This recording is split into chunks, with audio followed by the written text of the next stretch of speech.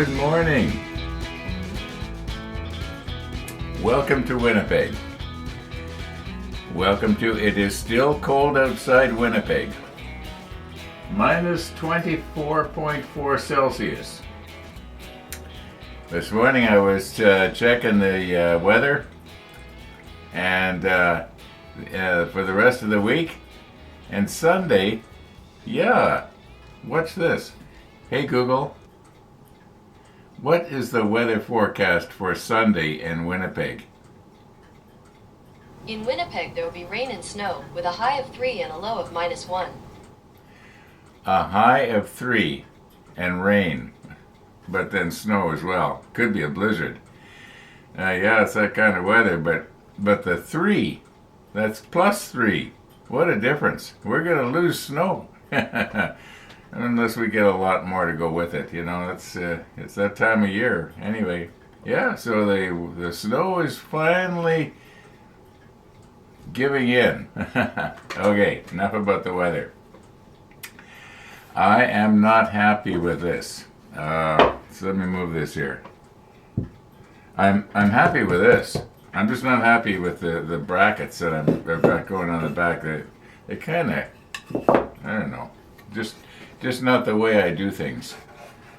But the idea was that, let's say the tabletop was the wall here, and this is on the wall. It was supposed to go something like this. It'd be nice and strong, but I'm not happy the way this saw cut shows out the side here when I look at it like this. So I got to do something about that. Then I think I'll just if I was to glue it in, though, it will be nice and strong. And if I do it when it's laying flat on the table like this, it'll be nice and square. Okay, how am I going to fasten it to the wall? Okay, I've been thinking about that. And I have found from experience, when I'm fastening something heavy to drywall, as we call it here in North America, I don't know what you call it where you are. This is what I do. Let's assume that we've got our shelf here and the wall is like this. Okay, here's our wall.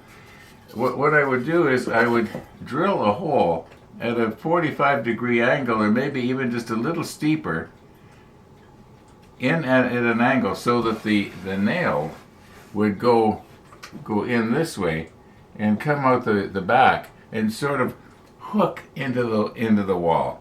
And then I'd use depending on how heavy the object is, I would use a finishing nail, either a little finishing nail or maybe a big heavy duty one. I'll probably use a medium-sized one.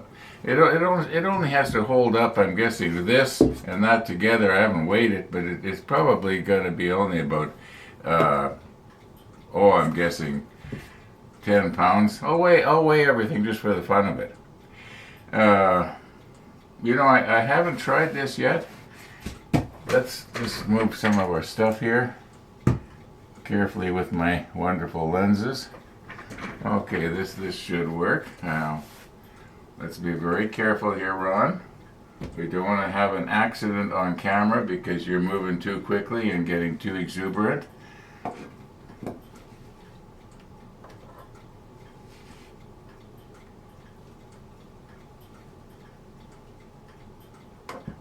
It's going to fit.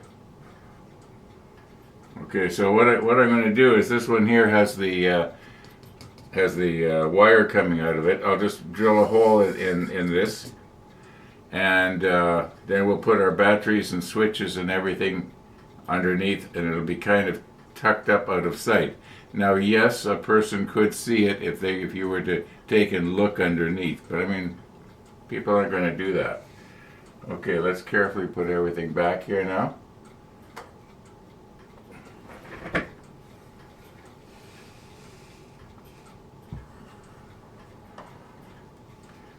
Alright, now I'm not going to use any of these. I came up with another idea. Remember when I was downstairs in the workshop yesterday? Yesterday we were looking at switches. And one of the switches was a regular old toggle switch that you put in a wall switch. That's what I'm going to use, and I'm just going to have it so that the toggle part of it, it'll be mounted on the inside here, and the toggle part of it will just sort of hang down just a little bit, and you can flick it back and forth like this. It's so simple. And I'm thinking, how am I going to fasten it in? I'm going to use my hot glue gun. Oh yeah. I have a tendency to really over-engineer stuff when I get going. Keep it simple. Keep it simple. I was trying to think of a way I could use this holder, being as it holds 4 batteries. I put 4 batteries in. You're going to say, well, then you're going to have 6 volts instead of 3. Well, no. If you put the batteries in and wire it differently, two batteries would do 3 volts, and the other 2 would do 3 volts in the other direction, I guess. Anyway, it is possible to do it so that you still only have 3 volts, and the batteries will run longer. I've got all those batteries. I mean, they're outdated for 11, 12 years already. So, and it's amazing they're still working. Yeah, and they're not leaking either. So that's all right. Okay, let's. I think we're about done here. Where's my camera? Oh, there it is.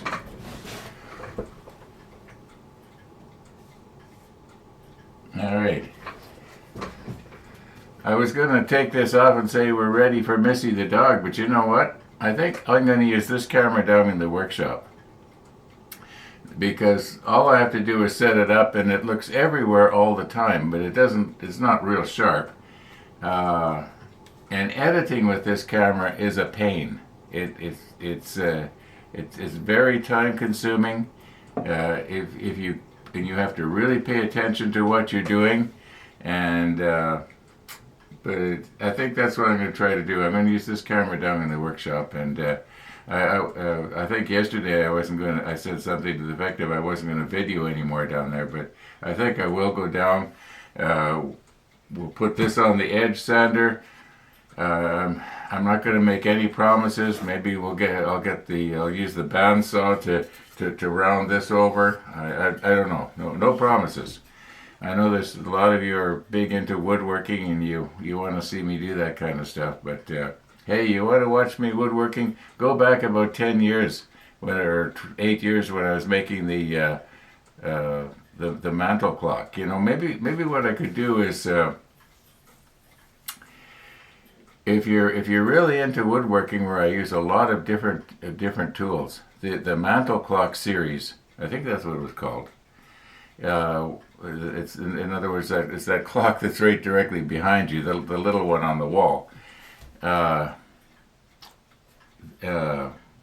which I believe I used one of those hook like this that I was talking about. Anyway.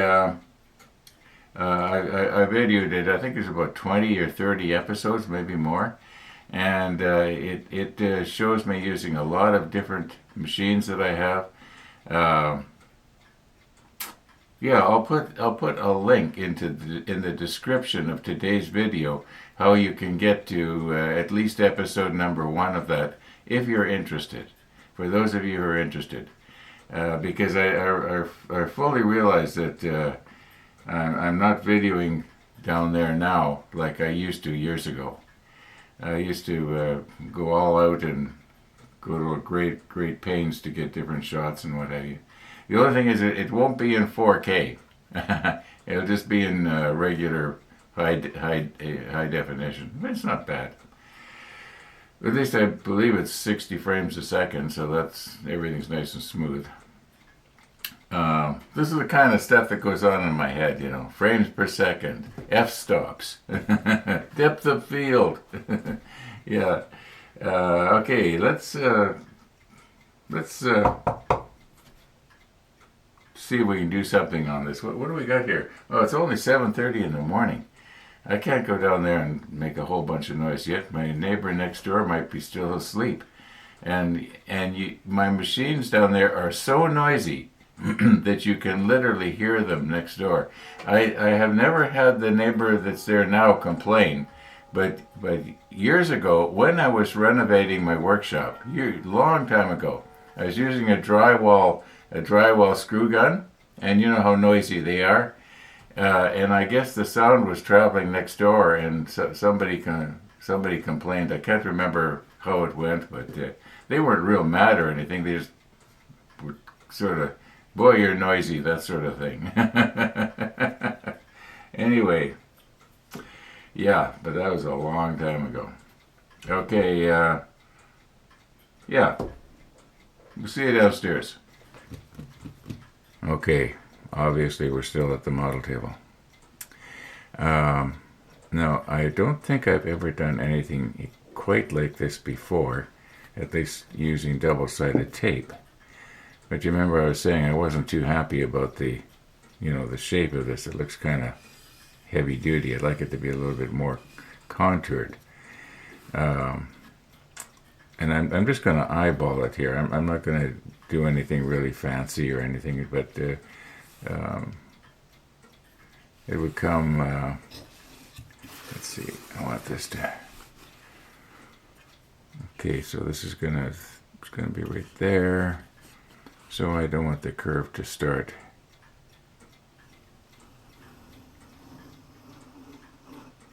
Something like that. Just taper it off a little bit.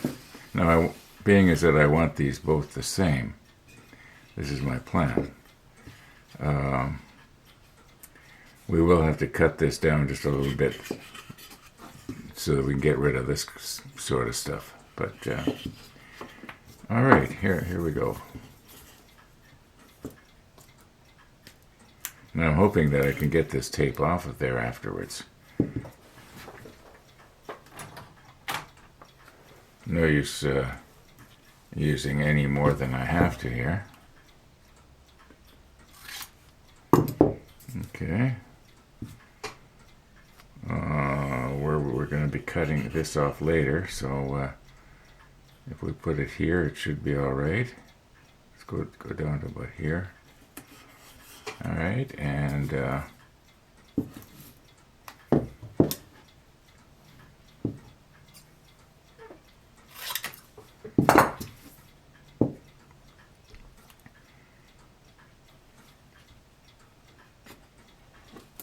I don't think it would hurt if I got the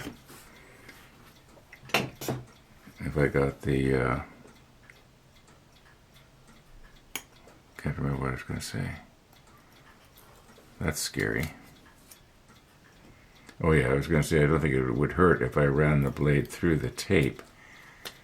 All right, now the idea is that if we put this like this, get it exactly the same. Okay, now when I, oh no!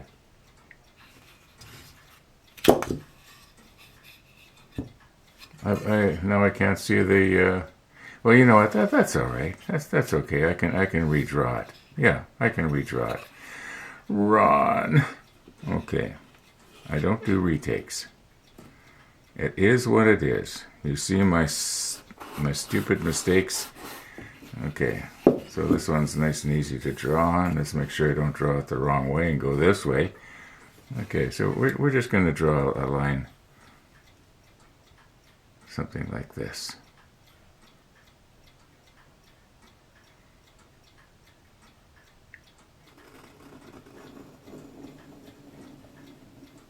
Okay, yeah, you get the idea. Okay, now these pieces are going to stay together when I try to do both the same time in the bandsaw, so that I have the angles exactly the same. Now, I know I could do it another way, but hey, I'm having fun doing this.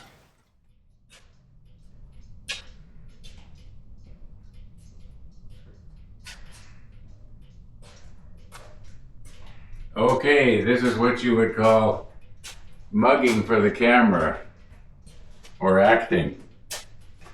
Obviously, I've already set the camera up. Okay, but I want to see if I could follow myself in editing later with this 360.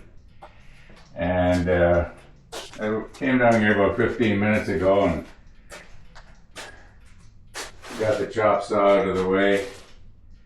I'm going to use my smaller bandsaw. And by smaller, it's only got a, I think it's a 1/4 inch blade on it. Now these look alike to you, but they're not alike. This one has a 1 1/4 inch blade on it. Yeah, it's pretty heavy duty. I'll just move this out a little bit here. When I first got this smaller bandsaw, it was 120 volts, and I rewired it so it's 220. I don't know why. At the time, it seemed like a good idea. I hope it's not turned on. I better check. Better check to make sure it's not turned on.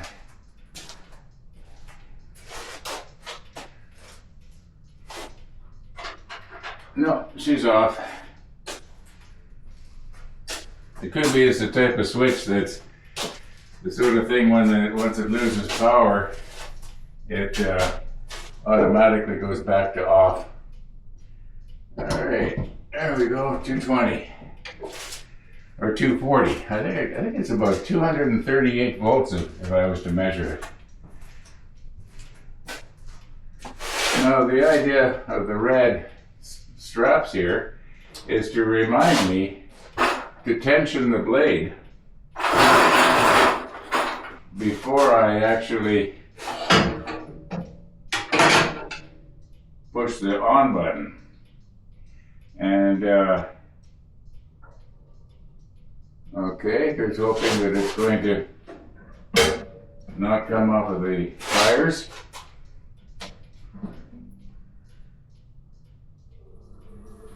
Yeah, looking good.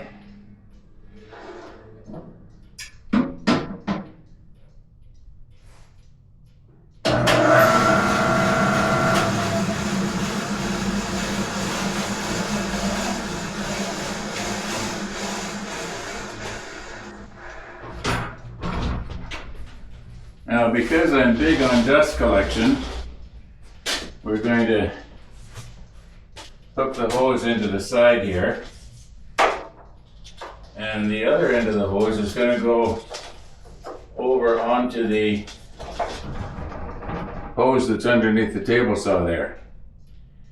But unfortunately, you're on the road, so I got to move you. Okay, well, you get the idea. We don't have to video absolutely every little aspect of this.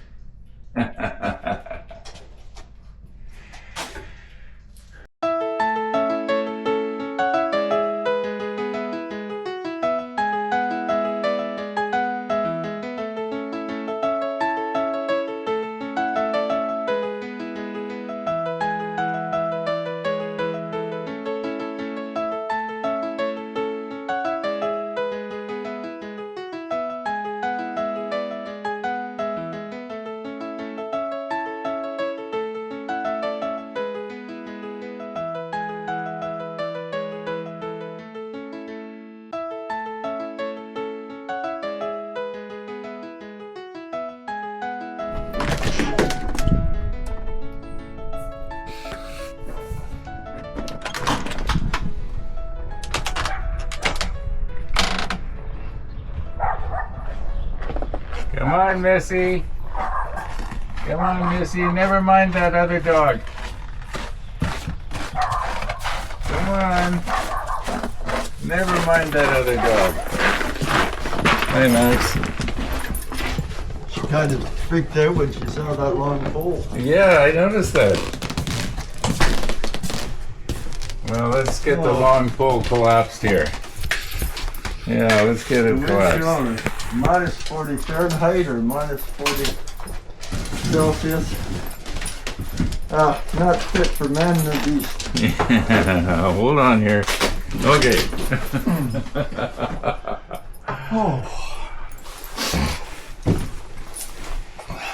Oh, yeah, it's still cold, but you know, I checked the weather this morning, and on Sunday we're going to have +3 and rain. Or snow. Wow. Isn't that nice? We're going to get rid of some snow. Finally. Yeah, so. Okay, sit down here. Come on. Yeah, get that tail out of my face. Yeah, wag. Yeah, she can't help it. She said, I can't help it. I got to stand up. Let's fix your collar here. It's rattling on the table. Well, I had a pleasant experience this morning. I went down to my workshop and I was working away down there, and I was actually enjoying myself. Yesterday I was kind of a little bit on the depressed side. You know, I was wondering what was wrong with me. But this morning it was a different story. Yeah. It's just like a mood that passes, eh? Yeah, it was like I took a happy pill or something. Well, we haven't had any vitamin D since September 21st, so it's tough on the mood. The February doldrums, I call them. Yeah, well, we're still in February. But when it warms up in a couple of days, everything will be like twice as easy. Yeah, it makes a huge difference in your outlook in life. Mm-hmm. Huge difference. Well, Missy, is it time to go? Yeah, is it time to go?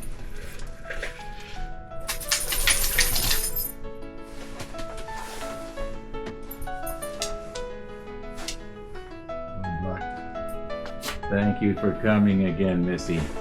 You're such a good little friend. Yes. Thanks for that. I'll see you this afternoon. You betcha. 3:30? Yes.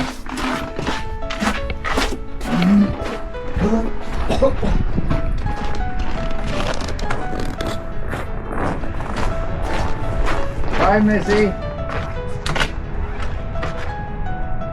Great sun. It sure is.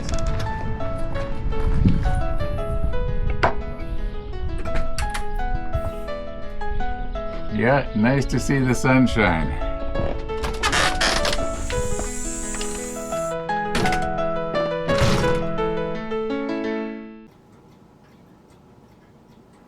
Missy the dog. Missy the dog. Now I know normally what I do is I'll take this camera and I'll set it down behind the submarine over there, but we're going to be taking it back downstairs and putting it on the little tripod, and we're going to use this to do the rest of the videoing down there. It actually turned out not too bad. I wish that it was sharper. Now this piece here, it clips into a clamp on the tripod. Now you may not realize it, but the camera, you probably saw it panning around. The camera does not turn. You choose in editing later what you want to look at. Because it's got these two lenses, it actually looks all around all the time, even straight up, and what it does is it will remove electronically somehow the selfie stick. Now I don't think it would remove this part right here. This is too wide, but anyway, we're getting into details that you don't need to know. So let's go back downstairs and do a little bit more videoing. At least I don't need to watch for Missy the dog. Okay, let's not trip on our hose here.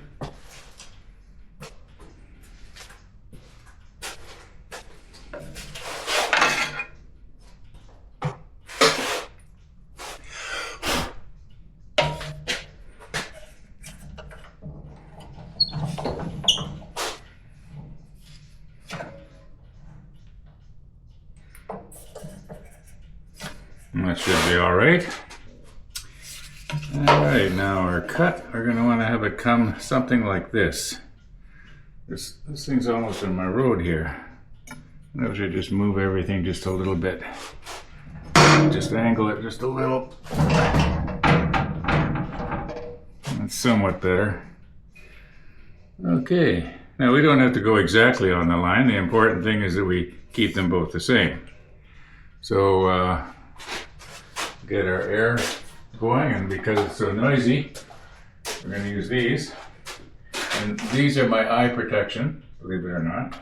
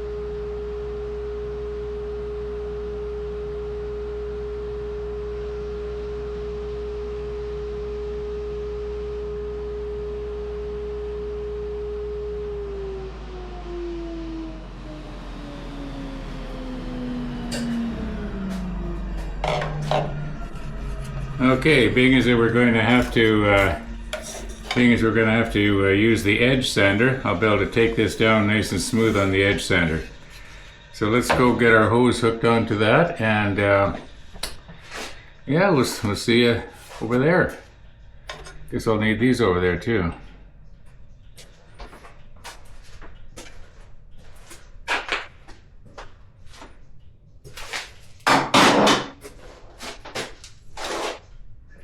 Okay, everything is on wheels.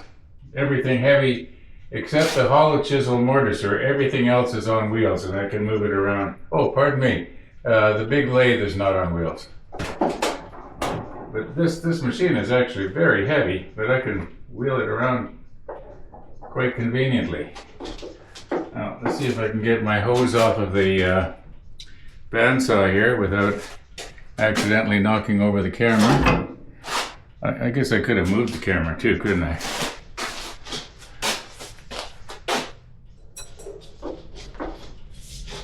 All right, that should work. All right, let's move the camera and get it so it's a little bit better for what we're trying to do here. Which would be the best angle? I think if I was to put it over here like this, yeah, you should still be able to see. Alrighty, and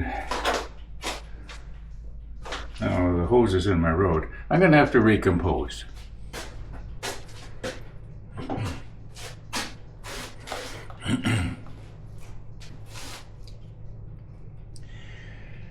Okay, this makes a lot more sense.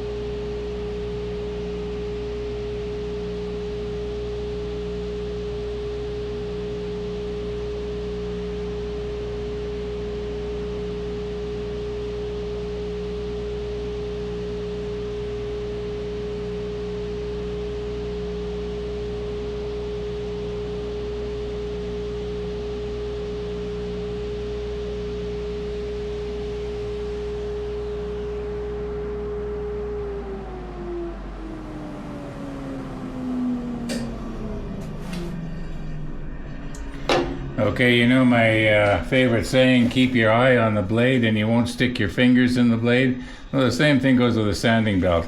Some of you are probably pretty worried that I was getting my fingers close to the belt. I don't think I have ever touched my fingers on a sanding belt that I can remember. If I did, it was so slight it didn't affect me. I still got my fingerprints. Let's put it that way. So, okay, we're going to use this now to fix up our actual base.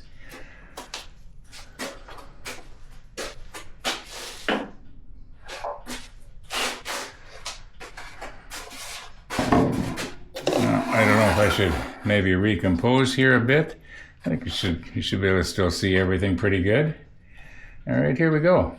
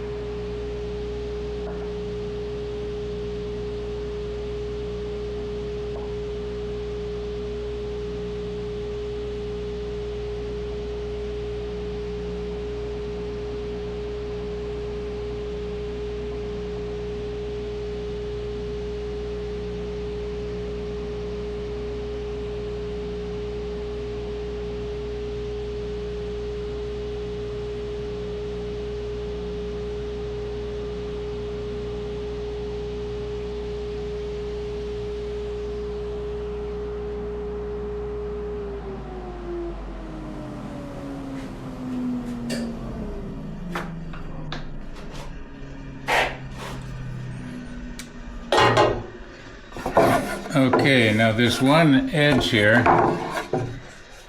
I know I didn't take this board down to where it meets the plywood, but that's okay. That can be the back, okay?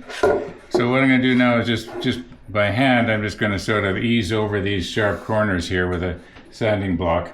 And yeah, then we'll move on to the next aspect of this, which is adjusting those brackets, because the brackets are still not quite right. Okay, let's recompose here. I don't know why it is I keep most of my small hand sanding stuff way over in the other end of the workshop, but this has got to be the most overpriced tool I've got down here. I got this from Lee Valley. I can't remember how much it was I paid for it, but it's not worth what I paid for it, but it works good though, I'll tell you that. Okay. Alrighty.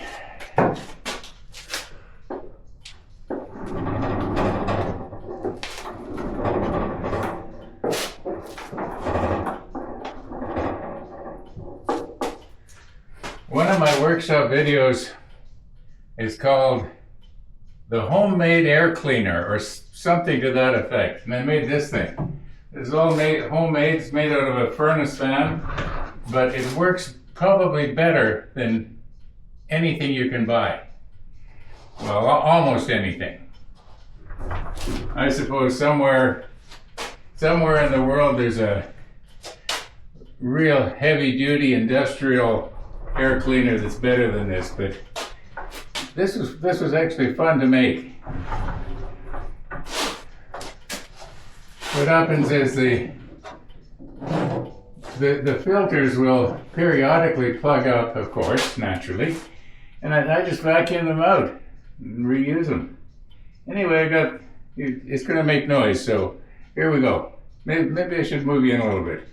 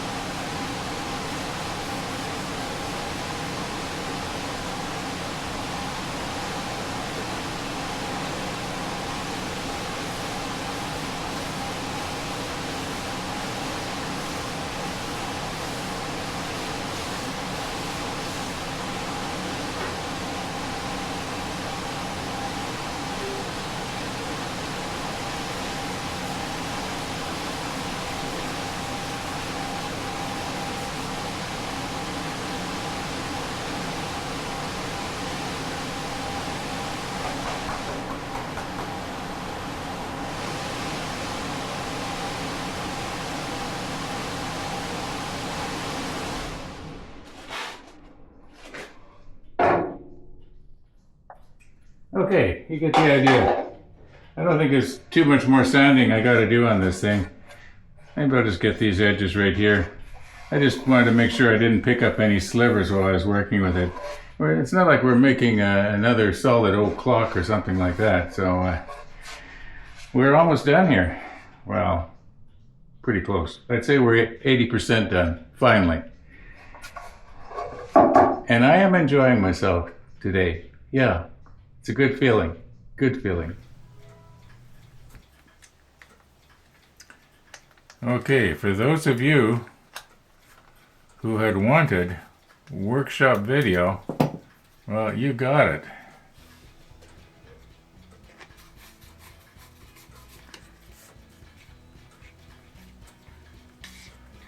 Okay, we are ready for you-know-who tomorrow. Very carefully here. Now, this is the plan. The plan is we're going to end today's video.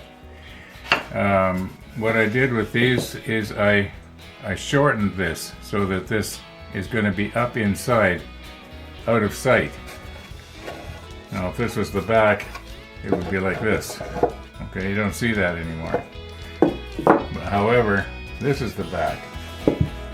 And these are going to be going like this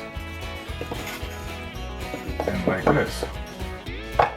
So what I'm going to do is I'm going to glue them into place, but I'm going to screw them so that till the glue dries. Just one screw each, but that's going to be in tomorrow's video. It's not going to be, I've kind of run out of time here. I know that it's only not even 2 o'clock and coffee visitors can come in till 3:30, but I've got a ton of editing to do. And believe it or not, I think you probably spend, oh my goodness, I don't know, I was going to say 10 times as much time editing as you do with the red button pressed on your camera. Thanks for watching, everybody. And all being well, we're going to see you tomorrow.